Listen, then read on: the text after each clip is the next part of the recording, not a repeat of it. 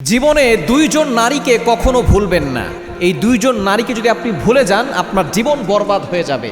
আপনি জীবনে কখনো সাকসেসফুল ম্যান হতে পারবেন না। এক নাম্বার হচ্ছে আপনার মা, যিনি আপনাকে এতটা কষ্ট করে 10 মাস 10 দিন পেটে ধারণ করেছেন। এরপরে প্রসব ব্যথা যে আছে, আপনি এটা কখনো বুঝবেন না। যারা মেয়ে হয়, যারা আবারও মা হয়, তখন সে বুঝে মা কত কষ্ট করে।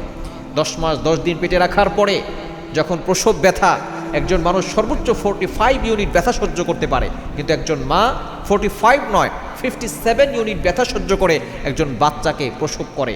আপনার মা এতটা কষ্ট করেছে, আপনার জন্য এতটা পরিশ্রম করেছে, সেই মাকে কখনো ভুলে যাবেন না।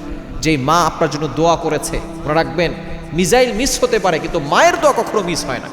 পৃথিবীর সকল আলেম মিলেও যদি আপনার জন্য দোয়া করে, এটা কবুল হতেও পারে, নাও হতে পারে। মা যদি আপনার জন্য দোয়া করে, সেটা সাথে সাথে আল্লাহ কবুল করে নেন। এই জন্য মাকে কখনো ভুলে যাবেন না। নাম্বার 2, দ্বিতীয় নাম্বার হচ্ছে আপনার স্ত্রী।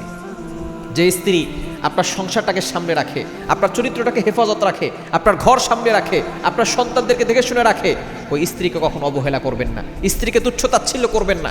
এই দুইজন নারীকে যদি আপনি সম্মান করতে পারেন, এই দুইজন নারীকে যদি আপনি ভালোবাসতে পারেন, দেখবেন দুনিয়াও আপনি সফল হবেন, আখেরাতেও আপনি সফল হয়ে যাবেন।